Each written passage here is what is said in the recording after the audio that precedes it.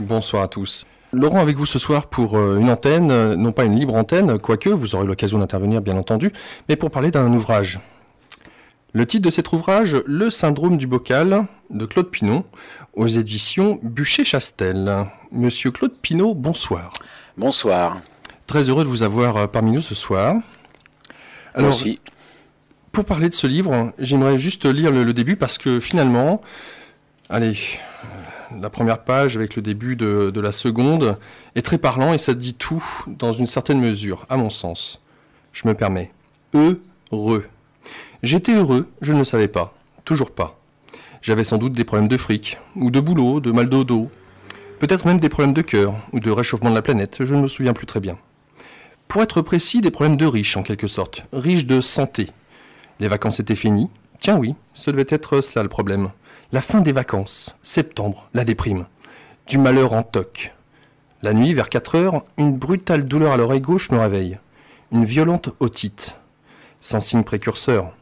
Ni rhume, ni mal de gorge, ni infection préalable, rien. Juste une otite. Un oursin dans l'oreille, une famille d'oursins. Pointu et serré, ça pique et ça grouille dans ma tubulure auditive. Des aiguilles géantes hérissées au cœur de mon conduit miniature. Derrière la peau du tambour de mon tympan, Manu Katché et Aldo Romano aux baguettes.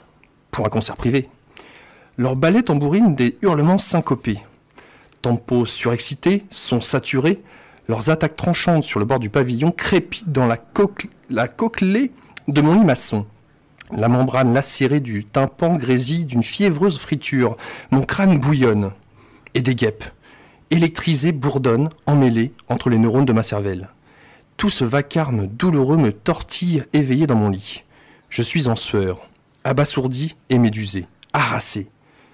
Le bonheur, c'est du malheur qui se repose. Le malheur venait d'entrer sur la pointe des pieds, en talons aiguilles.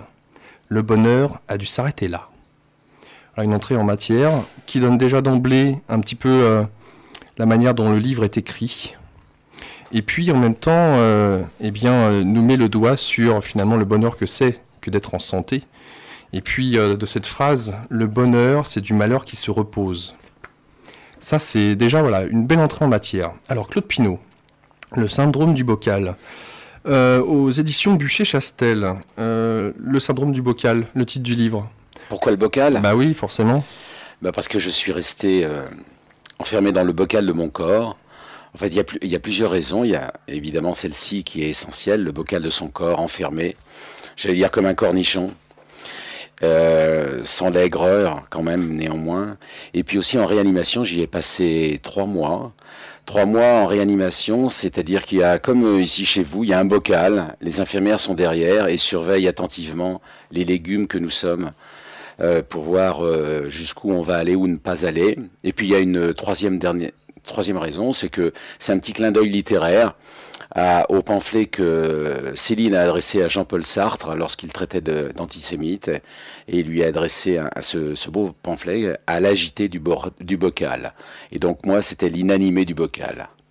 Oui, alors vous faites de nombreuses allusions justement à ce syndrome, et notamment celle du poisson, sauf que la différence du poisson, c'est que lui, il a une mémoire de 2 minutes, approximativement, donc ça va, il ne se rend pas compte de la cellule, de sa geôle. Or, être enfermé dans son corps, sans pouvoir être maître de son corps, avoir la conscience d'être, et finalement de dépendre totalement des autres. C'est une épreuve terrible. La tétraplégie, c'est vraiment une épreuve terrible. L'enfermement dans son corps, être dépendant. Les mains, c'est extraordinaire cet objet. Je dis aussi dans mon livre, humain sans main ne l'est pas. Parce qu'on est dépendant, la liberté, c'est grâce aux mains, c'est ainsi qu'on est devenu humain. L'animal n'a pas le pouce opposable au doigt pour s'en servir, pour faire les outils, pour saisir. Et puis quand on n'a pas les mains, on est dépendant pour manger, pour boire, pour se laver, même pour se gratter un œil. Et croyez-moi, quand on ne peut plus faire ça, c'est terrible. Ça a l'air de rien, je dis ça assez souriant un peu, mais et puis dans ce Guillain-Barré, non seulement on est tétraplégique, mais il y a des douleurs neurologiques intenses, horribles. Je les qualifie de douleurs carnassières. J'avais l'impression d'avoir les chairs bouffées par des chiens voraces qui me cassaient les os, qui me déchiraient les chairs. C'est assez horrible et il n'y a pas de molécules pour apaiser les douleurs neurologiques. Ouais. Alors déjà, d'une part, ce livre, il a une histoire déjà un peu particulière. Vous écrivez ce livre, et je vais reparler du ton par la suite, aux éditions Buchet-Chastel. Alors, une maison d'édition qui sort généralement ses livres à 3000, 5000 exemplaires, qui ne fait pas de grands battements médiatiques pour ses auteurs. Et vous apparaissez... Une maison littéraire. Ouais, belle maison. Vous apparaissez en avril de cette année dans un magazine de santé avec une petite éloge sur ce livre. Et puis, quelques mois passent, à nouveau en juillet, via une émission, un journal de 20 heures, qui n'avait rien à voir avec ce livre d'ailleurs, mais oui. Vous figurez dedans, vous faites une conférence auprès de personnes qui se trouvent en vacances, me semble-t-il. En fait, je suis invité, c'est les rencontres du festival, c'est le festival exactement de la plume à la toile, c'est-à-dire un auteur, un film. Et j'ai un libraire qui s'appelle Albéric de Bidéran, bordelais, qui tombe, me dit-il, en amour sur mon livre et sur la manière dont j'ai écrit ce bouquin, et qui voit tout de suite un film, parce que j'ai fait une centaine de chapitres, c'est comme des nouvelles, on va dire. Chaque chapitre correspond pratiquement à une histoire qui s'enchaîne les unes derrière les autres pour aller jusqu'à la fin heureuse, je pense. Et donc il m'invite au festival de la plume à la toile, en invité d'honneur. Je suis tout surpris, je suis heureux évidemment. Et puis il y a une journaliste de France 2 que je salue au passage, Laetitia Legendre, adorable journaliste, et elle aime mon livre. Et je lui dis, justement, je suis aux rencontres de la plume à la toile à Villeréal en Périgord. Est-ce que vous voulez venir? Elle vient avec un caméraman. Et puis l'histoire commence ainsi, donc elle découvre que finalement le bonhomme qui était paralysé marche, parle, s'exprime, voilà. Et puis il y a un coup de cœur, je pense, et elle me fait un beau reportage qui passe dans le journal de 20 heures de David Pujadas. Et aussitôt après, évidemment, c'est assez étonnant enfin, il y a un beau reportage. Elle me fait vraiment un beau reportage. Et puis après, il y a Harry Rosenmack qui souhaite m'avoir. Voilà. Et je réponds à une interview de Thierry de Mézières. Voilà, les choses s'enchaînent. Et puis, donc, le livre devient un peu plus visible. Marie de Henzel, écrivain et psychologue, lit mon livre et je crois le propose à un jury littéraire qui se réunit. Et puis, voilà, je suis lauréat du prix Parole de patient. Et alors après, ça s'accélère. Évidemment, les gens se disent, tiens, c'est peut-être un récit, mais ce n'est pas qu'un récit, c'est aussi une écriture littéraire. Il y a un style, ça c'est clair. Oui, parce qu'en fait, au début, j'avais écrit j'ai toujours aimé écrire. Tout jeune, j'ai écrit mon premier roman, j'avais 16 ans, j'avais une passion, c'était l'écriture, la littérature. Et j'ai dû faire un métier normal pour manger, comme tout le monde, un métier dit alimentaire, mais j'avais toujours ça en moi, quoi, cette écriture. Et là, le mal a dit, lève-toi et marche et écris. Là, j'avais un sujet vraiment très fort, un voyage au bout de l'enfer, avec Destination Paradis, avec un sujet aussi fort. J'ai voulu mettre une forme légère, m'amuser, prendre du recul et surtout pas faire un livre pesant sur la maladie. Je voulais surtout me sortir de ça et surtout entraîner le lecteur dans un voyage extraordinaire dans cet enfer de la tétraplégie. Non pas pour donner une leçon, bien évidemment, je pense aux gens qui sont toujours enfermés dans leur corps et ça, je le dis toujours et je le répète, c'est mon histoire. Je me suis battu, j'ai eu beaucoup de chance pour être aujourd'hui debout, mais j'ai toujours une pensée toute particulière à ceux qui n'ont pas eu cette chance-là. Bien que j'ai passé 14 mois d'hospitalisation, 300 jours sur le dos, je suis là, donc je suis un vrai privilégié avec mes mains, avec mes jambes, même si j'ai des séquelles, même si je ne peux plus courir, je suis le plus heureux des hommes. Alors ça va être justement le sujet du livre, hein, et sans compter que là, hier soir, vous étiez à l'émission de Thierry Ardisson, oui. Là aussi, pour parler de ce livre. Alors malheureusement, la télé fait que le direct, ça devient relativement pauvre. Et comme vous le mentionniez en antenne, eh bien, peur que vos propos soient déformés. Ça aussi, c'est un inconvénient peut-être. Pas déformé, mais si vous voulez, si on est 3/4 d'heure amputé. Amputé, voilà, c'est exactement amputé. Par exemple, Thierry me pose une question, et Dieu dans tout ça, en gros, hein, en quoi vous croyez, quoi, pour être arrivé là, parce que quelquefois on me présente comme une guérison miraculeuse, et je précise quand même sans miracle.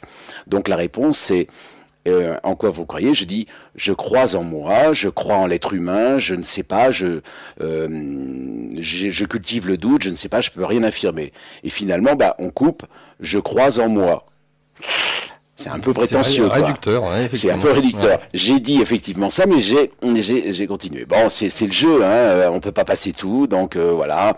Je pense que les gens font la part des choses et j'espère auront compris que je ne crois pas en moi, non, je ne crois en l'humain, quoi. Je crois vraiment en l'être humain. C'est ça que je voulais dire. Et que je n'ai pas d'avis, je suis pas athée dans le sens athée qui est aussi une religion, c'est-à-dire on croit qu'il n'y a rien. Moi, je suis agnostique. Je ne sais pas. J'ai trouvé quand même curieux. Ce corps humain là qui se paralyse en 2 jours de temps, c'est mon propre corps. Hein, le Guillain-Barré, c'est ça. Je sais pas, je peux le dire en 2 mots. Qu'est-ce que c'est que le Guillain-Barré, hein, puisque c'est dans l'actualité avec la grippe H1N1, avec le vaccin. Tout à fait. Voilà. C'est-à-dire qu'il y a eu suspicion d'effets secondaires, notamment qui développent le Guillain-Barré. Ça existe, ça arrive, mais le Guillain-Barré également peut provoquer un Guillain-Barré. Pardon, qu'est-ce que je dis? Je m'en mêle là. Ah ouais, ça doit être les séquelles de ma maladie, ça.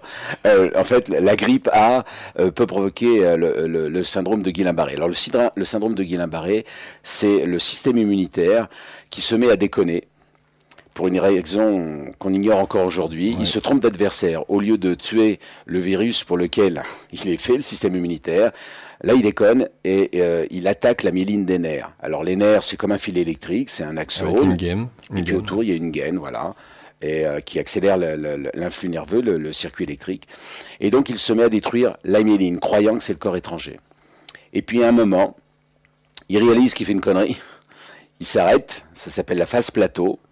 Théoriquement, ça ne doit pas dépasser 4 semaines d'installation pour que ce soit un vrai Guillain-Barré de type aigu. Une phase plateau, le corps comprend qu'il fait une connerie. Et puis après, il y a une phase de reconstruction. La myéline se reconstitue autour de l'axone. Alors moi, je n'ai pas eu ce Guillain-Barré-là. J'ai eu celui qu'on appelle subaigu. C'est-à-dire que la phase d'installation dépasse les 4 semaines. Alors là, non seulement la myéline est détruite, mais l'axone également est détruit. Donc le nerf en lui-même. Le nerf en lui-même. Donc là, c'est très dur. La plupart des gens qui sont atteints de ce syndrome de Guillain-Barré auront des séquelles définitives. La mort peut survenir dans 10 à 15% des cas. Forcément, on reste paralysé. Et moi, je suis là aujourd'hui. Alors pourquoi? C'est pour ça que je dis il y a eu une guérison miraculeuse sans miracle. J'ai eu beaucoup de chance. Bon. Et ensuite, j'ai entrepris un combat, je pense, atypique. C'est-à-dire que j'ai fait un voyage immobile.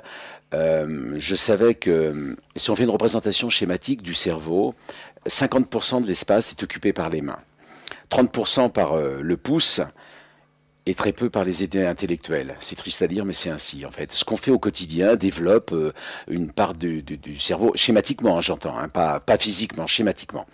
Donc moi, paralysé depuis si longtemps, je me disais, mais cette partie du cerveau va s'atrophier au profit des idées noires.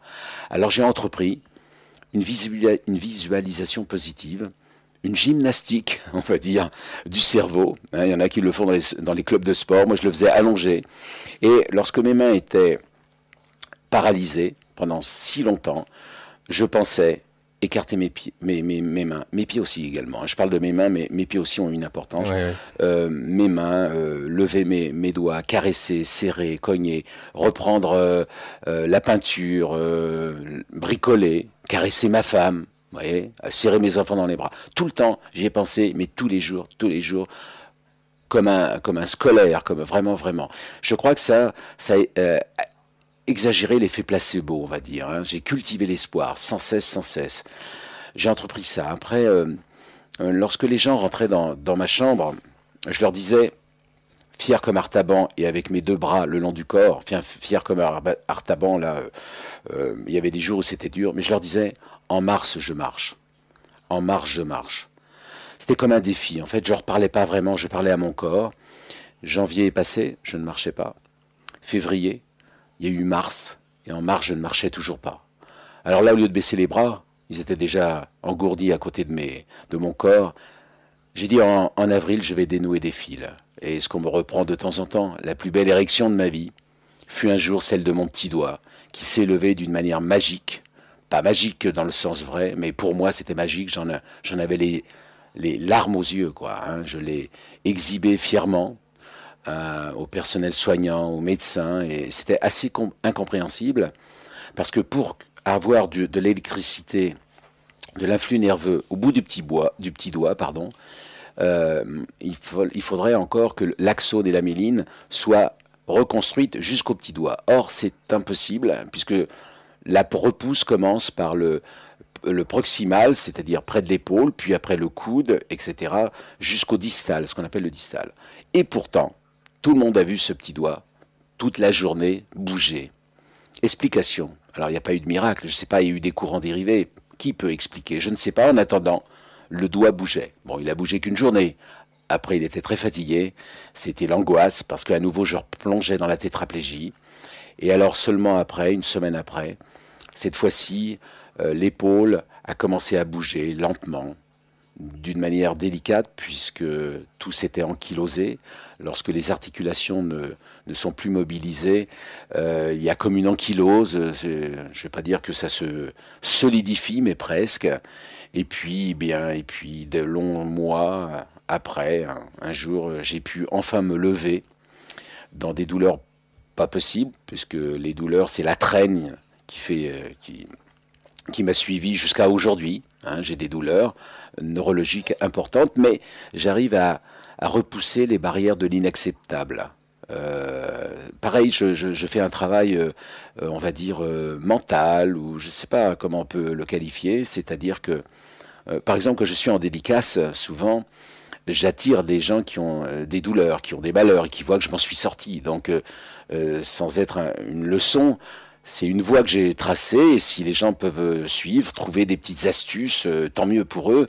Et des fois, encore récemment, c'était cet après-midi, j'étais en dédicace, et une dame vient me voir en me disant « Ah, j'ai vu votre livre, c'est extraordinaire, j'ai vu comment vous êtes batté, moi aussi je voudrais bien me battre, parce que vous comprenez, ce matin, en me levant, j'avais mal au dos, et puis il pleut, alors ça me fait mal là, et puis vous comprenez, alors j'ai des douleurs, et puis alors toute la nuit, et puis au bout de 5 minutes, je lui dis, mais madame, vous vous rendez compte, vous n'avez passé 5 minutes à parler de vos douleurs. Alors, je ne suis pas le représentant de Dieu sur terre, je suis ni médecin ni gourou, je ne pourrai rien pour vous, et malheureusement, vous vous faites du mal vous-même, parce que vous mettez une loupe sur vos douleurs. Et alors elle me regarde et dit, mais oui, mais vous avez de la chance, vous n'avez plus de douleur. Et pas exactement, madame. Je dis, moi, j'en parle pas. Il ne faut pas en parler. Si vous en parlez, il faut faire en sorte, bien sûr, c'est dur. Hein, si je parle de mes douleurs, là, exemple, je sais que là, mes mains sont brûlantes. C'est comme si j'avais des gants en caoutchouc à l'intérieur avec du sable électrifié, quoi. Mes pieds, c'est exactement pareil. Là, j'en parle, je vous en parle. Effectivement, je sens ces douleurs très dures. Mais dans 5 minutes, quand on va parler de jazz, quand on va parler d'autre chose ou de littérature, ça va s'estomper, vous voyez. Moins on parle des douleurs, et moins on les a. Alors, ça se fait pas comme ça d'un clic de doigt, il faut le faire, il faut apprendre à le faire, il faut se contraindre à faire, quoi. Je crois que depuis la nuit des temps, l'être humain, et c'est normal, si on est encore là aujourd'hui, c'est parce qu'on a l'angoisse de se faire bouffer par les prédateurs. On a l'angoisse de nos enfants qui vont mourir pour une raison X ou Y. On a l'angoisse de cette nuit qui va arriver, de l'orage qui arrive. Donc, dans nos gènes, je crois, est inscrit depuis la nuit des temps l'angoisse, la peur du lendemain, et c'est ainsi, c'est grâce à ça qu'on s'est bataillé, qu'on est encore aujourd'hui. Mais aujourd'hui, en France, bien sûr, je pense aux gens qui n'ont pas suffisamment mangé, bien sûr, mais quand même, on est, on va dire, à l'abri déjà des lions qui sont dans la rue, déjà, même si on peut se faire agresser. Mais globalement, on est plutôt dans une société vernie quand même en France. Faut pas exagérer, hein, même s'il y a des dysfonctionnements quand même. Donc on devrait maintenant baisser un peu le seuil d'angoisse. Malheureusement, c'est dur parce que lorsqu'on est environné de tous les médias qu'on voit ça et là, les médias nous transmettent ce qui ne va pas, le dysfonctionnement. Donc on se les approprie. Et forcément, on va mal. Si aujourd'hui il y a un avion qui tombe, moi, ça me fait mal. Hein, je pense que ça pourrait être ma famille. Si un enfant qui se fait agresser, je suis mal, je suis papa aussi. Mais quelque part, c'est disproportionné. Parce qu'autour de mon environnement, je ne connais aucun violeur d'enfants. Je ne connais personne qui agresse les enfants. Vous voyez, je caricature à l'extrême pour dire, c'est vrai qu'il y a des choses dures qui se passent dans la vie, mais pas autant que notre quotidien. On a une idée fausse à cause des médias qui nous mettent en avant ce qui ne va pas, et c'est normal, sinon on n'achèterait pas les journaux. Si on dit, bah ouais, le train X ou Y est arrivé à l'heure, bah oui, et quel intérêt? Si monsieur est heureux, et alors? Donc on met toujours ça en avant. Alors, je pars un peu loin là dans ma démonstration. Non mais je vous laisse parler. Et je dis que Claude. l'espoir, c'est une construction, on va dire, intellectuelle. Il faut dire, ouais, je suis heureux. Par exemple, à midi, j'ai mangé de la purée avec du beurre, c'était extraordinaire. J'ai exagéré ce bonheur-là, simple, vous voyez. Souvent, il m'arrive de dire, il pleuvait un petit peu, c'est extraordinaire, parce que c'est le seul moyen qu'on ait de sentir la pluie, la terre mouillée. Même quand il fait froid, là, il y a d'autres plaisirs, etc., etc.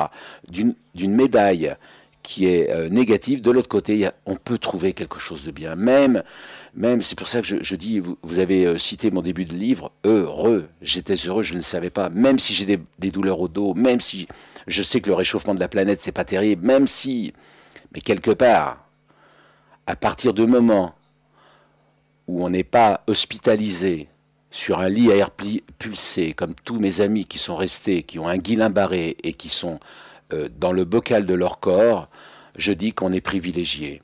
Parce que quelque part, c'est vraiment des problèmes de riches, quoi. Bien sûr, il faut s'en occuper, bien sûr, c'est pas ça que je dis aussi, hein. Mais je dis quand même, ayons de temps en temps une pensée pour les centres de rééducation que je connais en France, où là, il y a des épreuves de vie terribles, quoi, et des gens qui n'ont pas ni votre chance, ni ma chance que j'ai, même avec des douleurs, voilà. Je suis un peu long, excusez-moi. Ah mais non, mais on a le temps, hein, justement, et on est là pour vous me coupez parce que des approfondir. fois, je peux être bavard. Il n'y a pas de problème pour moi. Est-ce à dire, si on ne parle pas de sa douleur, que c'est un déni? Non. Non, c'est pas un déni. C'est juste ne pas exagérer les douleurs. Vous connaissez tous autour de vous des gens, vous leur demandez comment ça va, et ça va être l'enfer parce qu'ils vont nous raconter qu'ils ont tout. En fait, je sais pas, j'ai constaté, peut-être chacun d'entre nous peut le constater, ça et là, que des gens aiment, c'est pas qu'ils aiment être dans la douleur, mais ils sont perdus, ils sont perdus dans leur douleur et ils ne savent pas comment s'y prendre. Et le fait d'en parler de trop, ils ne se rendent pas compte qu'ils se font du mal. Alors, il faut trouver d'autres centres d'intérêt, bien sûr. C'est facile de dire ça. J'aime le jazz, j'aime la peinture, j'aime la littérature, j'aime les enfants, j'aime beaucoup de choses. Donc, ça me permet de me divertir de mes douleurs, bien sûr. Mais est-ce que, je reviens à mon exemple un peu primaire de dire la purée avec du beurre, ben c'est bon ça. On peut exagérer ça. Être, je sais pas, faire taper la causette avec sa boulangère, ça peut être aussi un moment agréable.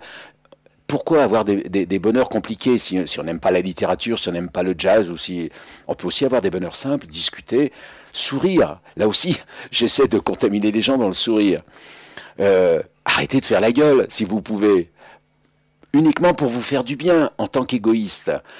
Plus on sourit, plus on se fait du bien à nous. Tant mieux si ça fait du bien à l'autre, mais ça permet d'avoir, comment dirais-je, un échange, un début d'échange d'humanité, quoi. Hein. Je sais pas si les chiens, ils sourient quand ils se voient. Je sais ce qu'ils font, je veux pas partir là-dedans. Mais c'est un peu ça, pourquoi pas?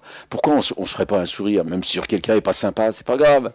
Vous avez remarqué, dans la rue, quelqu'un vous klaxonne, il commence à gueuler. La meilleure des armes, vous faites un grand sourire, ça va le décontenancer, le grand costaud qui se croit, qui a des gros bras. Faites un grand sourire et puis ça va mieux.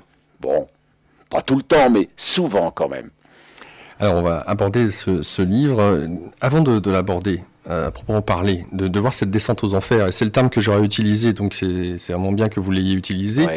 Ouais. Déjà, j'ai beaucoup aimé le style, hein, effectivement. Le style, la manière dont vous l'avez écrit, c'est comme si vous avez écrit comme si vous le parliez, comme si vous étiez là en face de moi et que vous me racontiez l'histoire. Moi, le sentiment que j'en ai eu, en tout cas. Hein. Il y a en même temps, parce qu'autour de cette maladie, effectivement, dès le moment où on parle du malheur ou d'une histoire, quand j'ai le malheur, je le mets entre guillemets parce que c'est pas, voilà, c'est un adjectif qu'on pourrait qualifier, mais je l'ai pas senti comme ça en fait. J'avais pas anticipé sur ce que pourrait être ce livre. Ce qui m'a accroché, c'est le petit préambule que j'ai pu lire tout à l'heure, tout simplement, sur déjà cette philosophie de vie, cette prise de conscience qui frappe aux yeux dès le premier chapitre. Et puis en même temps, c'est de voir à quel point vous avez utilisé l'humour noir, le cynisme, et de voir aussi, alors oui, l'effet que cette maladie a pu avoir sur vous, et par là même sur toute cette remise en question. Vous êtes marié, vous avez 3 enfants, 2 garçons, une fille. Adorable. Heureusement qu'ils étaient là. Vous disiez tout à l'heure que vous aviez toujours eu un penchant pour l'écriture, mais vous êtes artiste, peintre notamment, et certainement pas que ça à mon avis. Vous avez refait votre maison de vos mains. Mes mains. Hein, vous avez été un sportif pas à moindre niveau, on va dire un passionné de rugby notamment. Oui. Vous avez déjà eu un cancer. Oui.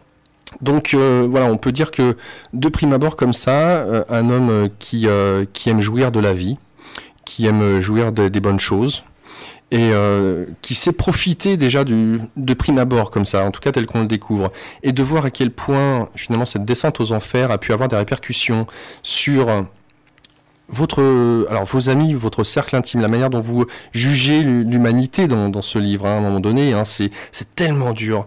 Faut bien trouver un coupable quelque part. Et autant le cercle est très vaste au début, il se réduit comme peau de chagrin. Et c'est comme si même son corps, voilà, dire mais tu m'as lâché quoi, t'as honte. Regarde, purée, tu m'as lâché. Et ne serait-ce que d'en arriver à finalement toutes les croyances qu'on peut avoir, tout ce en quoi on peut se raccrocher. Petit à petit, toutes vos croyances, quelles qu'elles soient, en viennent à sauter, une après les autres. Et finalement, vous redéfinissez totalement votre vision de la vie. Et notamment, il y a un passage qui m'a bluffé, en dehors de la manière dont vous décrivez ces attaques de chiens, effectivement, qui vous bouffent, qui vous mordent, qui était très poignant. Il y a ce passage en même temps où vous prenez conscience de la maladie, lorsque vous êtes à Carpape, et qu'on vous amène en lit au réfectoire. Alors là, c'est scotchant parce que on prend conscience de la maladie en même temps que vous, au regard de tout ce qui se passe. Alors, j'ai vraiment beaucoup aimé ce livre et la manière dont, quelque part, vous avez jamais lâché le morceau, quoi.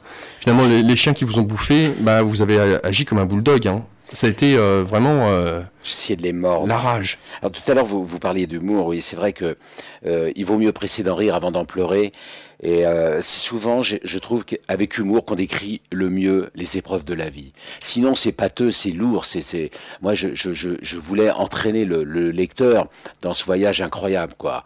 Alors si je n'avais pas mis d'humour, ça aurait été mortel. Et puis surtout, j'ai voulu faire un livre de littérature, quoi. Modestement, hein, je veux dire, m'amuser avec les mots. J'aime la sonorité des mots. Ça se sent, j'adore les rythmes, j'adore, vous avez vu, il y a des phrases courtes, des phrases longues, c'est du jazz. Ouais, c'est l'ambition que j'en ai eue, hein. Il peut y avoir des phrases sans verbe, il peut y avoir des... Voilà, je me suis amusé avec les mots pour que ce soit avant tout... D'ailleurs, à la base, que j'ai donné mon manuscrit aux maisons d'édition, j'en ai pas envoyé beaucoup. J'avais mis roman dessus, parce que un récit, pour moi, j'avais peur que ce soit qu'on le prenne pour un livre sur la maladie, sur oh là là, j'ai mal partout, un livre de misérabilisme, de pitié. C'était tout sauf ça. Donc j'ai mis roman. Et puis quand le grand monsieur Raphaël Sorin m'a écrit une lettre en disant je vous édite, j'ai regardé autour de moi s'il n'y avait pas une caméra cachée. Raphaël Sorin, celui qui a édité Houellebecq, Ami de Simonon, j'étais vraiment comme un petit garçon devant son sapin de Noël. Et puis il m'a dit mais on peut pas mettre roman là, vous l'avez vécu? Ah oui, bien sûr, c'est mon histoire. Elle dit non, c'est très fort, évidemment, c'est un voyage incroyable. Donc il m'a imposé de mettre récit, mais on l'a mis un tout petit quand même, parce que j'ai joué avec les mots et, comme vous avez vu, je décris des choses impudiques. Je vais volontairement très loin. Je dis que dans un livre, on doit tout dire. Ça ne doit pas être quelque chose de lisse et consensuel. La pudeur, moi, je la réserve au quotidien. Mais dans un livre, si on fait un livre lisse où tout le monde il est beau, tout le monde il est gentil, je vois pas tellement l'intérêt, quoi. Donc j'ai mis en avant les dysfonctionnements, j'ai mis aussi ce qui va bien hein, dans le service de santé, mais aussi ce qui va pas très bien. Vous évoquez aussi des amis qui sont un peu timides d'humanité, hein, qui courage fuyant. Ouais, d'une manière. Non, mais c'est très dur parce que quelque part vous nous décrivez tel que nous sommes nous-mêmes. Alors pas seulement vous à travers votre maladie, mais c'est le genre humain à travers ce que la maladie d'une manière générale lui renvoie, et puis ce manque d'intégrité. Mais je fais un parallèle, ça n'a rien à voir, mais c'est très proche avec le racisme en fait. C'est-à-dire que c'est la peur de l'inconnu, la peur de l'autre. On ne connaît pas, donc on a peur. Il va nous faire quoi lui En fait, moi, je montrais mon corps 25 kilos en moins avec des patchs, avec des sondes. C'était impressionnant. J'avais plus de cheveux, j'avais des squames. Enfin, vrai, j'étais pas une affaire quoi. Et alors. Au début, quand les gens venaient me voir, donc j'étais paralysé, figé dans mon corps, dans le bocal de mon corps. Il y avait que ma tête qui bougeait, quoi. Et puis j'avais déjà la tête de mort qui est en formation. J'étais émacié et les gens me arrivaient. Et on sentait que, allez, on va voir Pinot quand même. Ouais, faut s'accrocher. Ouais. On va s'accrocher. Ils viennent en réa et puis ils sont devant moi. Ils me disent. Ah mais t'as bonne mine. Ah tu bouges la tête. Mais dis donc ça aurait pu être pire, c'est bien. Puis tu sais, il faut du courage, hein. Allez, bonne soirée. Bonne soirée quoi. Tu sais ce que je fais moi ce soir? Moi on me vide, on va me gratter, etc. Toi tu vas être avec ta femme, Vous voyez, j'étais un homme en colère quoi. Donc on dit des banalités. Alors quelquefois on me dit, mais alors...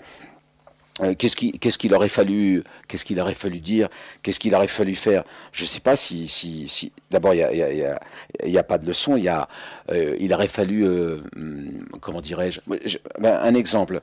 J'ai un ami qui est venu, lui il s'est posté devant mon pied de mon lit, il m'a regardé et il s'est mis à pleurer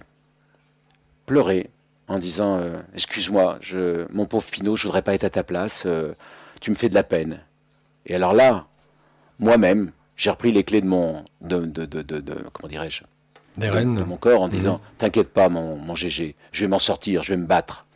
Alors que sinon, quand on dit l'inverse, quand quelqu'un nous dit mais c'est rien, j'ai envie de dire mais quoi? Qu'est-ce que t'en sais que c'est rien ça? Tu veux ma place là dans mon corps, dans ce corps complètement inanimé? Faut jamais dire ça. Alors, il y a aussi ça, puis d'un seul coup, certaines personnes quand ils viennent, ils me parlent du beau temps, ils me parlent de leurs problèmes de machin. Ils ont oublié de me dire comment ça va, parce que ils ont tellement peur de dire comment ça va, ils savent bien que ça va pas. On me dit, mais alors donc ils ne disent rien. Ah non, il faut dire aussi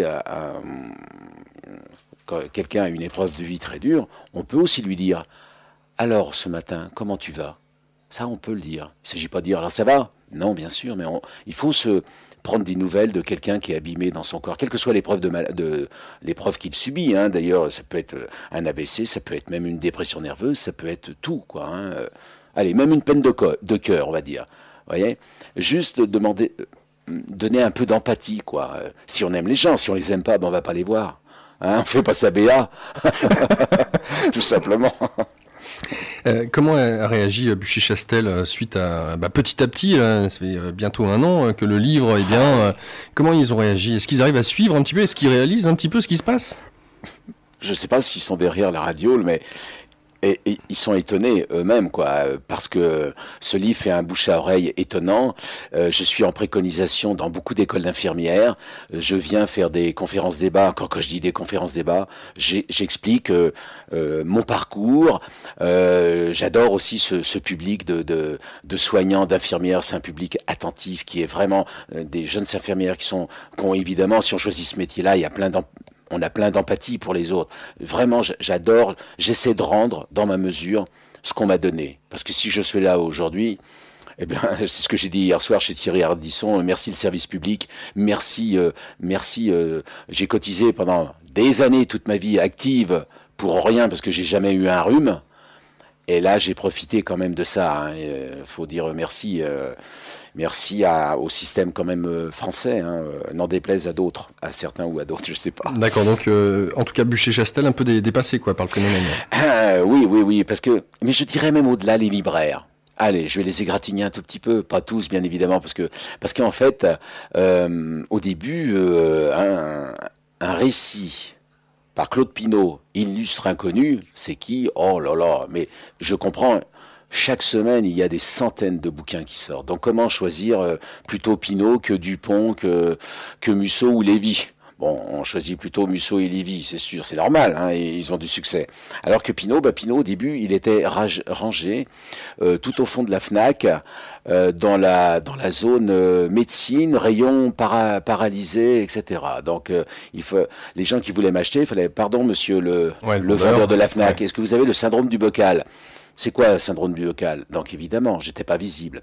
Après, dès que je suis passé à la télé, c'est un peu le tampon. Vu à la télé, ça y est, c'est bon. Bon, après, j'ai eu des critiques, là, très bonnes. Il y a eu le prix Parole de Patient, qui est un prix littéraire, donc on commence à s'y intéresser. On commence à s'intéresser. Alors effectivement, là, il y a des réimpressions qui sont en train de se faire. Il y a une demande. Quand les gens ne le trouvent pas en librairie, ils font... Je suis désolé, Amazon.com ou chapitre.com, etc. Oui, et donc les libraires sont un petit peu squeezés, certains bien évidemment, parce que moi dans ma région, tous les libraires, même Auchan, alors ça c'est incroyable, je vais faire de la pub, mais c'est pas grave, parce que tiens, je fais un petit coucou j'étais à Auchan Olivet, c'est près d'Orléans, par un vrai libraire à Auchan, parce qu'il y a aussi des vrais libraires, pas des distributeurs à statistiques, à bac, informatique, où on dit lui il en prend 10 parce qu'il y a un potentiel, non. Lui c'est un vrai libraire, il a lu mon livre, il a eu un coup de cœur, il a aimé. Un jour je passais par Auchan, parce que j'y vais aussi de temps en temps, il m'avait pas vu.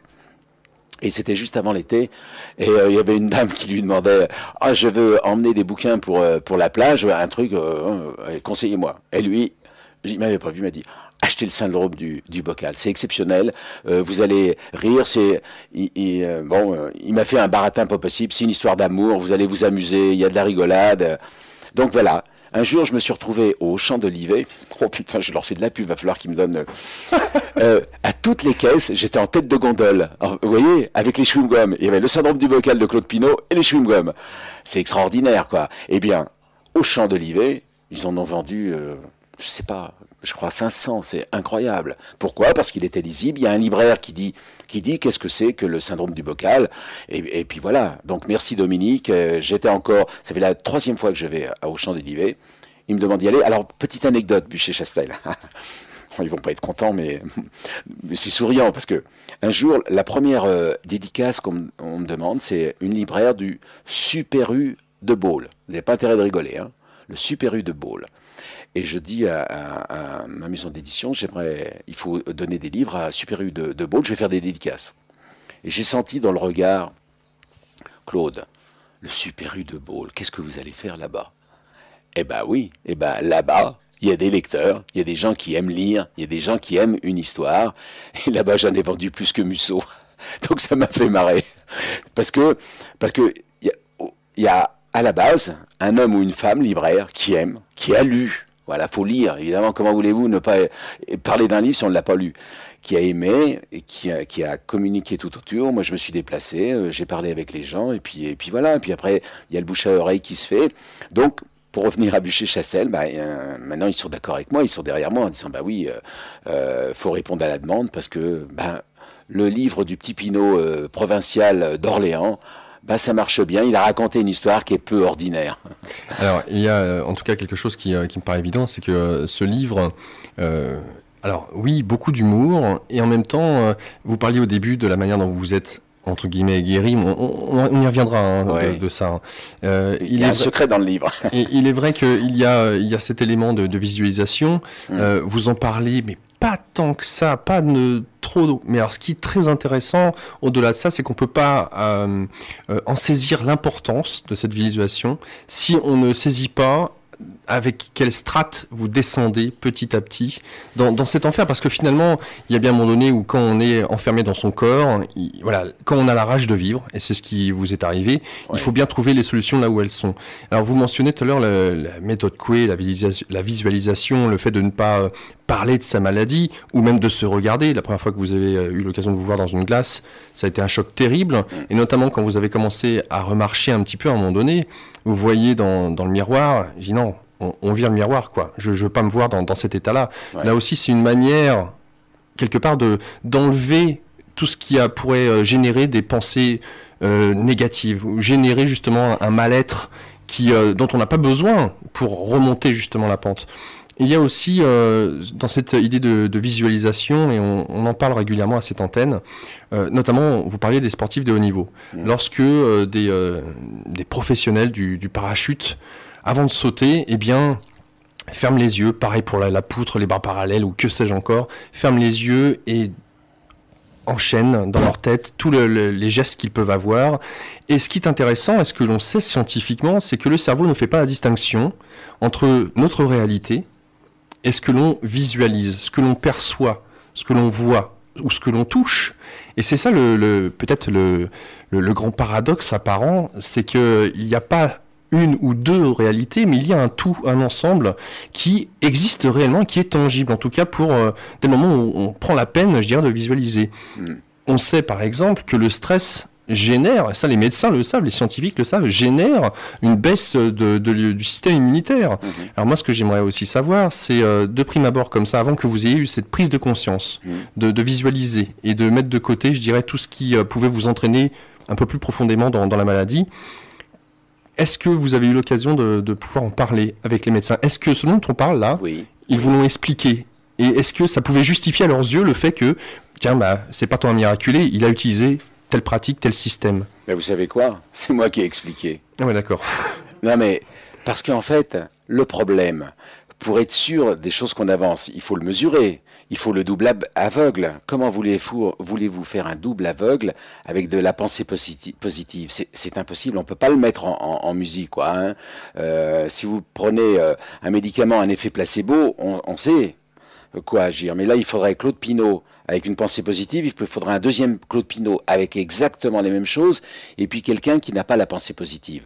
Donc, mais au-delà de ça, quand même, les médecins qui se sont occupés de moi et qui ont vu comment j'ai réagi et qui ont vu qu'avec un EMG catastrophique, un EMG c'est un électromyogramme, c'est pour voir où en est l'axone et les nerfs. Donc moi, il n'y avait plus d'axone, il n'y avait plus de myéline.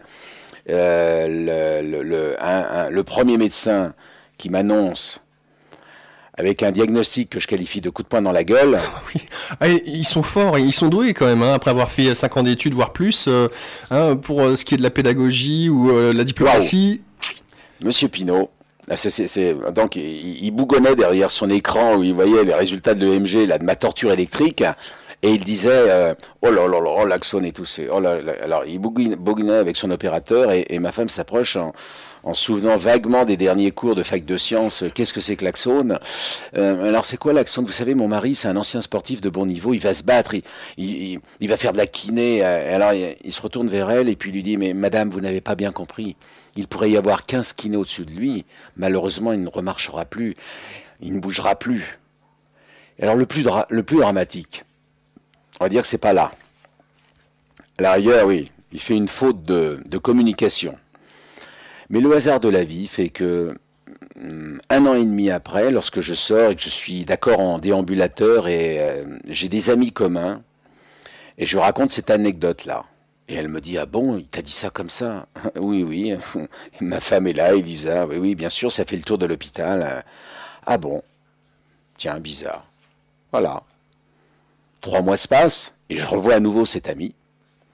Et elle me dit, tu sais, j'ai revu ton docteur, là, que je l'appelle docteur Ampère. Mauvais jeu de mots. C'était pas le docteur Gentil?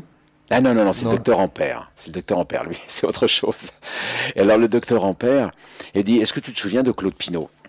Très bien, Claude Pinault, un Guillain-Barré subaigu de forme axonale très grave. Est-ce que tu sais que je l'ai vu marcher? Ah bon? Bah tant mieux pour lui. S'il marche, tant mieux, parce que... Mais tu sais que tu lui as dit ça comme ça? Et il lui a dit, mais je ne pouvais pas lui dire autrement, puisque son EMG était plein, enfin il raconte son truc technique. Il dit lui-même qu'il ne pouvait pas faire autrement. Et ben moi je dis non, faux. Puisque ce jour-là, 6 heures après, le chef de la réanimation, là où j'étais hospitalisé, vient me voir. Il m'a pas menti, lui. Il me dit pas que c'est une grippette, bien évidemment. Il me dit, oui, c'est sévère, vous avez un Guillain-Barré sévère. Mais il me dit, vous savez, en médecine, il n'y a que des statistiques. Il y a des cas inexpliqués, inexplicables. montrez-nous ce que vous allez faire de cette maladie. En fait, il m'a lancé un défi quelque part. Et donc, vous voyez, il ne s'agit pas de dire un mensonge à un malade, surtout pas. Il ne s'agit pas de dire non, non, c'est rien. Non, mais d'un cas très grave comme le mien, il y en a un qui me dit malheureusement, il va falloir vous résoudre à voyager définitivement en fauteuil roulant, et l'autre me dit battez-vous, montrez-nous ce que vous allez faire de votre maladie. C'est le jour et la nuit, quoi, parce que j'ai rencontré des gens qui ont un Guillain-Barré très grave, et qui, malheureusement, bon, on ne peut pas comparer, hein, j'espère que je le redirai toujours, on ne peut pas comparer. Cependant, j'ai vu des cas où les gens pas se laissent aller, mais le Guillain-Barré fatigue énormément. Donc c'est très dur. Il faut vraiment se bouger les fesses. Et alors on peut plus se bouger les fesses. Il faut vraiment se dire, allez, je vais encore en kiné. Et encore, et encore. Moi j'ai eu la chance de le faire parce que je suis un compétiteur j'ai fait du sport de bon niveau à une époque. Mais j'ai pris sur moi tout le temps. Je crois, je suis pas certain, mais je crois, et les médecins aussi, croient que ça a fait un effet booster sur ma récupération. C'est indéniable. Alors, si je ne sais pas s'il y a des gens qui sont atteints du Guillain-Barré grave comme le mien peuvent m'entendre, un conseil, bougez-vous, même si je sais que c'est dur. Mais vous savez, je pourrais citer une phrase de Mark Twain. Je ne savais pas que c'était impossible. C'est pour ça que je l'ai fait.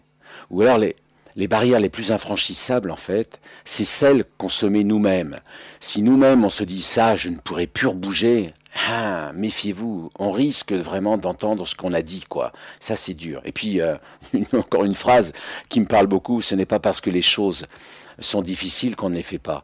C'est parce qu'on ne les fait pas qu'elles sont difficiles. Et souvent, c'est ça. Hein. Il n'y a pas longtemps, j'ai vu un reportage à la télévision. Je passe un peu du coq à l'âne, mais ça illustre un peu ce que je dis, c'est que j'ai vu on interviewait des présidents de la République un peu partout. Et en fait, quand on leur posait la question, quand ils avaient entre 10 et 13 ans, ils disaient tous, quand je serai plus grand, je serai président de la République.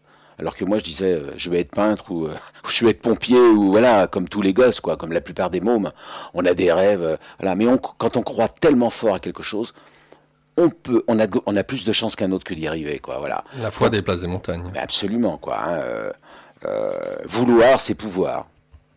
Déjà, on est prédisposé pour faire les plus grandes des choses. Alors, tout à l'heure, vous évoquiez les sportifs de haut niveau, et c'est vrai, quand je faisais des courses de surf ou de ski, j'étais peut-être un petit peu moins doué que mes copains des fois. Hein. Ils étaient plus costauds, plus musclés. Par contre, j'ai un petit avantage sur eux, c'est que je visualisais les courses vraiment souvent. Voilà, et ça, quelquefois, ça me permettait de gagner, quoi, parce que je me mettais en place dans ma visualisation. Et c'est ce que j'ai fait. C'est un peu le secret du livre, c'est-à-dire que j'ai rêvé toujours serrer mes enfants dans les bras, faire l'amour à ma femme. J'en ai rêvé. Je me faisais des rêves éveillés. Boire un coup avec les copains, marcher sur le sable chaud des plages. J'étais un obsédé de la vie. Voyez, donc je l'ai mis en place, je faisais ça, mais tout le temps, je me le mettais. Donc ça a aidé, ça a aidé. Ça n'a pas été un miracle, mais ça a aidé énormément. Donc, mais alors, je dis... Excusez-moi, ouais. Claude, mais ce dont on parle justement sur le secret de la force, la rage de vivre, est-ce que justement, par rapport à ce défi que vous a posé ce médecin, est-ce que de cette visualisation, de ce que l'on sait à l'heure actuelle d'un point de vue scientifique, sur le pouvoir de la visualisation, sur justement cette impossibilité pour le cerveau de faire la distinction entre la réalité et ce que l'on visualise, est-ce que, à un moment donné, dans tout ce parcours de combattant, est-ce que ça vous a été mentionné un petit peu? Ça, c'est vous parlez de tests en double aveugle, d'expériences en double aveugle, mais ça, sans parler de statistiques, on sait que le cerveau réagit comme ça. On sait le pouvoir de l'inconscient, le pouvoir du placebo, le pouvoir de la psyché. Est-ce que ça a été mentionné? Non, alors, j'ai encore je suis un vrai vénard. Ma femme est diplômée d'analyse transactionnelle et de PNL. Bah oui, alors ça... Mais je snobais, puisque moi je suis de formation scientifique. Théoriquement, je devais être ingénieur agro. Donc, bon... Mais sans doute j'ai une écoute quand même. Hein. Je suis abonné à Sciences & Vie depuis des années, donc mine de rien, sans doute arrive un peu Elle sonne ainsi du plein gré, c'est comme ça qu'on dit. Sans doute, je sais que je sais quand même le pouvoir du cerveau important. D'ailleurs, chose toute simple déjà, l'effet placebo. Quand on admet ça, c'est incroyable quand même. On avale de la farine et certains peuvent guérir dans 50% des maladies. C'est extraordinaire. Alors souvent je fais un parallèle. Dans le négatif, tout le monde est d'accord. Si on pense négatif, on va se faire du mal. On va se faire un ulcère à l'estomac, on va perdre les cheveux, si on a un stress énorme, on va faire un zona, on peut faire des cancers. Le négatif, alors là, c'est jamais remis en question des maladies psychosométiques.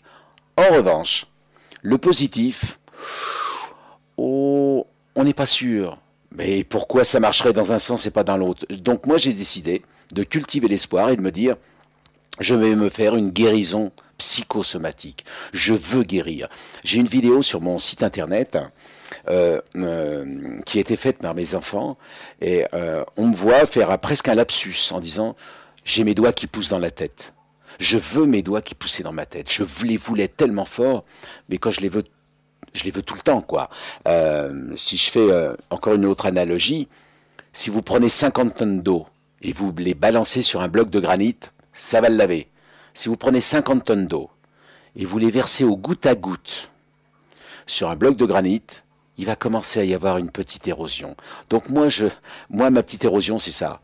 Tu vas marcher, tu vas marcher, tu vas bouger, tu vas bouger, tu vas marcher.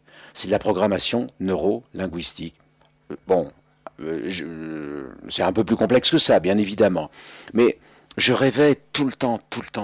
Ça, c'est toutes ces pensées positives. J'en avais pas 36, hein. Mais je me les... Oui. L'amour, mes enfants, boire un coup, le sable chaud des plages, nager. Voilà. Et puis une fois que j'ai fait ça, eh bien je revenais. Et je recommençais. Et je recommençais. J'étais le voyageur immobile. Je voyageais tout le temps. Alors maintenant, est-ce qu'on va faire une publication médicale sur ça? Sans doute. Mais comment le prouver? Est-ce que les médecins vous en ont parlé de ça déjà? Oui, bien sûr, puisque je suis un cas atypique, non seulement dans la pensée, mais après dans la rééducation. Lorsque ma femme a cherché un centre de rééducation qui puisse me recueillir, me recueillir, oui, c'est intéressant comme mot.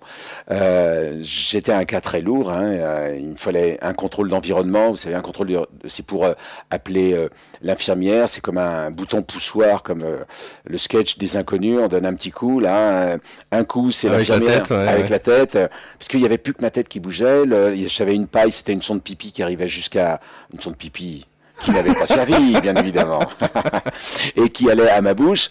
C'était quand même pas évident pour un centre de rééducation de m'accueillir. Certains autour dans ma région, quoi. Et ça n'existait pas.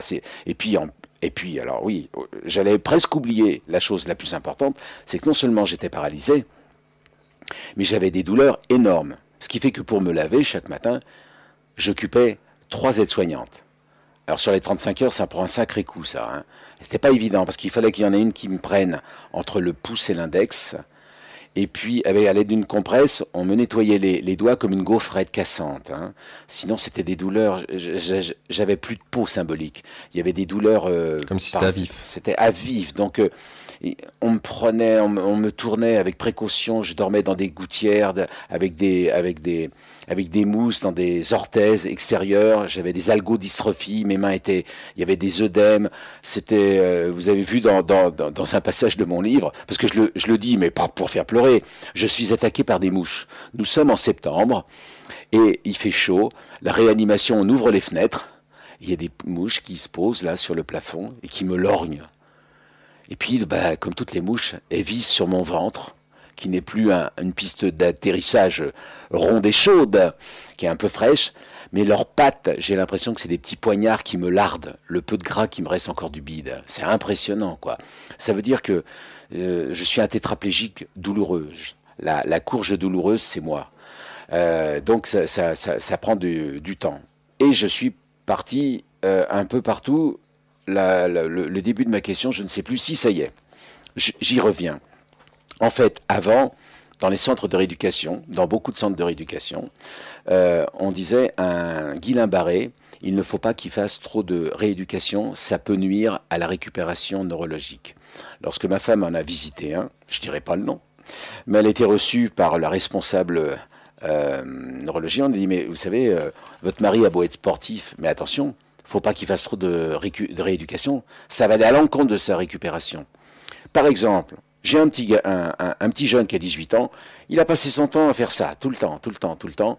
Et ben j'en ai eu marre, je l'ai plâtré. Parce qu'il ne faut pas faire ça. On l'a plâtré. Ah mais il n'était pas question qu'on me plâtre, moi. Donc quand j'étais au centre de l'Arche, je faisais des heures supplémentaires en salle de kiné. Il y avait une salle où il y avait des engins pneumatiques à commande tétière, donc je pouvais y aller tranquille avec mon fauteuil roulant. Et en cachette, je faisais des exercices. Quand je dis je faisais des exercices, je soulevais des tonnes de grammes, évidemment. Je pouvais pas faire grand-chose, mais j'y allais plutôt que de regarder Derrick à la télévision l'après-midi. Ça m'emmerdait royalement, ou alors c'était la coursière s'amuse, donc il n'était pas question. Et alors au début, les kinés venaient me voir et le médecin en disant, mais Claude, retourne dans ta chambre, tu te rends compte, t'es épuisé, tu transpires, évidemment, j'étais blanc, je ramais, mais je passais l'après-midi et j'essayais de soulever encore 10 grammes de plus, et encore 10 grammes, et encore 10 grammes. Et puis après, ils m'ont dit, bah, de toute façon, on a vu qu'on ne pouvait pas t'attacher. On t'a laissé faire, un peu comme une expérience, quelque part. Ils me l'ont avoué en disant, on t'a laissé faire, on savait que tu allais faire une connerie. Et finalement, au fil des mois, eh bien, la connerie, non. Quelque part, la fonction crée l'organe. J'ai commencé à reprendre des forces. Ça a été long, hein, bien évidemment. Et puis, ben, ils m'ont laissé faire. J'étais en kiné tous les jours. Le matin, à 9 heures, j'étais en kiné. J'avais de la mobilisation. Après, je faisais mes heures supplémentaires tout seul. L'après-midi, pareil, kiné dirigée passive. Et je continuais ma rééducation. J'étais épuisé, bien évidemment, épuisé. Mais j'avais ça en moi. De toute façon, je sais pas pourquoi j'avais cette croyance en moi. Je sais pas. Là aussi, j'ai eu de la chance. Je savais que la solution était dans cette rééducation exagérée. Je voulais reprendre les clés de mon corps. Mon corps ne m'appartenait plus, il appartenait aux autres, puisque c'est eux qui me remplissaient, qui me vidaient, qui me lavaient. Stop. J'ai décidé de prendre en main ma maladie, quoi. Voilà, j'y suis arrivé. Je suis un vénard, mais aussi, je me suis bougé les fesses. Ouais, quand vous même, êtes donné hein. les moyens. Je me suis donné les moyens, quand même. Hein. Tout à l'heure, Claude, vous avez dit le mal a dit. La maladie. Hein. Le mal a dit, lève-toi et marche. Bien sûr. Moi, ce qui m'interpelle, c'est déjà d'une part, avec le recul, parce que tel que vous vous présentez de prime abord, c'est donc bon vivant, sportif à un certain niveau, Oui. Artiste, écriture, peinture, une famille, homme qui aime faire de ses mains, puisque vous avez rénové entièrement votre maison. Et je me pose cette question, finalement, qu'est-ce qui n'allait pas dans votre vie ? Je vais boire un coup. Allez-y. Qu'est-ce qui n'allait pas dans votre vie, peut-être, pour que il y ait peut-être un cancer quelques années plus tôt, et que le cancer, apparemment étant passé, vient cette maladie qui vous oblige quelque part à redéfinir totalement votre monde. Moi, ma question, c'est si la maladie a un sens. Oui, elle en a un. Voilà. Pourquoi d'abord un cancer que vous avez guéri, ok, et puis ce syndrome de Guillain-Barré qui vous achève et qui vous dit quelque part, hein, si on doit dire le maladie, t'as pas écouté la première fois, tu te poses un bon coup là, réfléchis un petit peu sur ta vie telle qu'elle est, ou ta conception de la vie. Excellente question, mon cher Watson. C'est l'objet de mon deuxième livre. Non mais vraiment, c'est exactement ça. Maintenant, si on va faire un petit peu de psychologie de comptoir et de café, c'est exactement ça. Il y a une vraie signification, bien évidemment. J'ai eu un secret de famille énorme. On va faire de la psy. Hein. On est parti. En fait, oh là là, on va partir loin. Bien sûr, le maladie arrête tout. J'étais l'homme le plus important de la Terre. J'avais un agenda de ministre. J'espère que vous prenez tout au deuxième degré, hein, évidemment. Hein. C'est-à-dire, je suis comme beaucoup. Je m'étourdissais d'activités. De toute façon, j'étais travailleur indépendant, donc évidemment, je travaillais, je sais pas, je comptais pas, je pouvais même pas dire 70 heures parce que j'en faisais plus et je pouvais pas dire quoi, pourquoi, parce que d'accord, il faut rembourser les emprunts, parce que il faut être dans l'action. Et puis comme ça me suffisait pas, je m'occupais d'associations. Et puis, et voilà, et je disais oui à tout, quoi. Et finalement, ma vie, je ne l'avais pas. Alors pourquoi ? Pourquoi ? Parce qu'il m'est arrivé quelque chose dans ma vie très dur. Lorsque Alors, par où je commence? On a la nuit devant nous? Ah oui. Super. Lorsque j'étais petit, et que je n'étais pas grand, je vais rigoler un peu pour éviter d'en pleurer, quoi. En fait, mes parents étaient maraîchers. Il y avait 0 livre chez moi, parce que chez moi, on travaillait. La terre, dure. Eux aussi travaillaient plus de 70 heures par jour. Par jour, oh là là. Presque, oui. Tiens, pourquoi pas. Ils étaient dans le boulot tout le temps, tout le temps. Le labeur. Les enfants, on ne s'en occupe pas. Moi, et puis, j'avais un référentiel différent, c'était mon grand-père. Mon grand-père, lui, c'était un paysan, c'était pas un maraîcher, un paysan intellectuel. Lui, il passait son temps dans les livres. Et évidemment, comme il était dans les livres, il n'est pas dans ses champs. Et comme il n'était pas dans ses champs, ben, il n'avait pas beaucoup d'argent. Et lui, les pommes de terre qu'on mangeait, il n'y avait jamais de beurre. Mais qu'est-ce que c'était riche chez lui? Parce que le petit garçon que j'étais, je lui posais la question, il avait réponse à tout. Je passais mon temps le nez dans le livre avec mon grand-père. Mais quand je revenais chez moi, on me disait attention, fais pas comme le grand-père, parce que le grand-père, lui, il est le nez dans ses livres, et t'as vu un peu. Et évidemment, il était avec des guenilles, etc. Mais il était tellement beau, mon grand-père. Ce qui fait que j'ai appris à lire en cachette, à l'insu de mes parents, parce que ça se faisait pas. C'était comme si, allez, je faisais des choses pas propres, quoi. Trahison. Trahison, je sais pas, ouais. Et donc, alors pour revenir un peu à ce qui m'est arrivé lorsque j'avais 5 ans, on nous mettait dans des parcs, vous savez, en bois, là. On devait mettre un peu d'eau, un peu de biscotte. Et puis moi, j'étais avec ma petite sœur que j'adorais, qui s'appelait Annick. Et on jouait. On jouait. Il paraît qu'on était comme des jumeaux, frères et sœurs. Mais on était dans notre parc. Et puis un jour, mes parents sont venus. Et moi, je souriais. Et j'avais dans mes bras ma petite sœur que je câlinais et qui était morte. Et du jour au lendemain, ma mère est devenue folle de rage, folle de douleur. Je n'ai plus vu évidemment ma petite sœur puisqu'elle était morte, ni ma mère puisqu'elle m'a abandonné à ma grand-mère.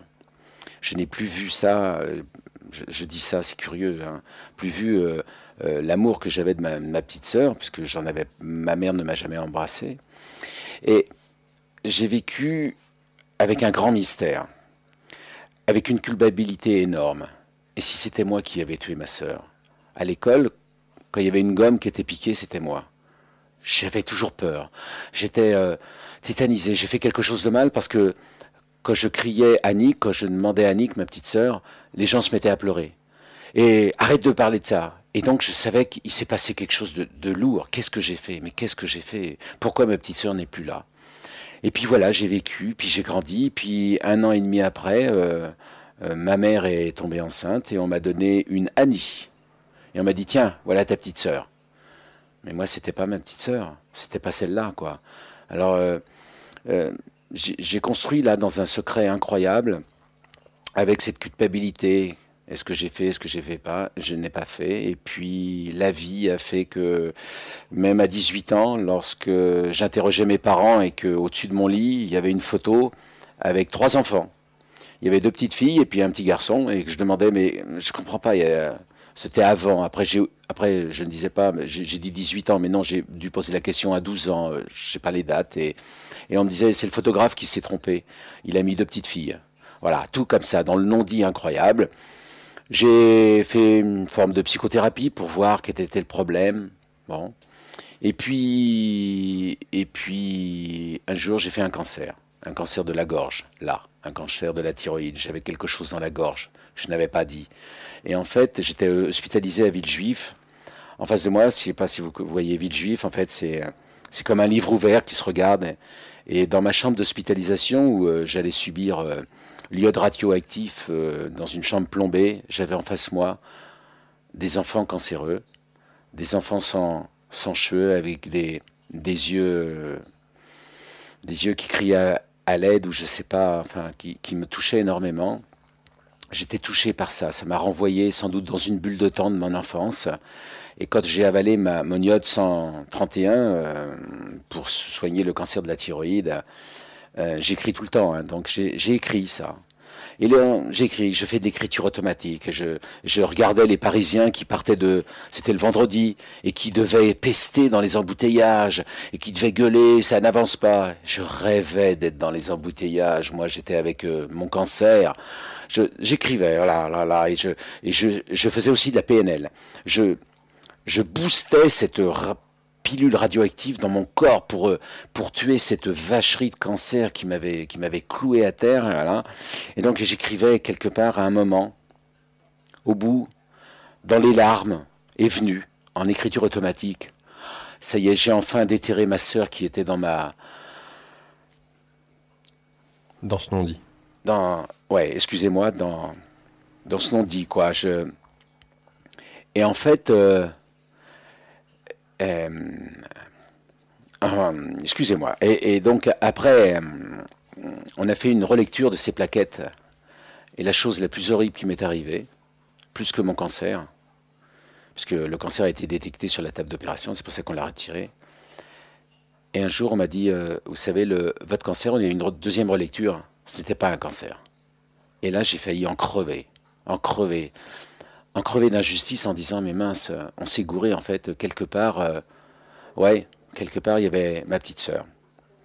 Et puis après, oh là là, je vais faire un peu de la psy, excusez-moi. Non, mais pourquoi vous excusez? Non, je sais pas, parce que c'est une histoire très personnelle et je sais pas si ça intéresse vraiment. J'en suis intimement convaincu, puisque c'est ce dont on aborde justement cette vision, ce regard différent sur la maladie, sur la maladie, et puis sur la pensée positive, sans parler pour autant de méthode Coué, mais votre livre, quelque part, la foi déplace les montagnes, ne pas savoir que c'est impossible, et c'est pour ça que j'y suis allé.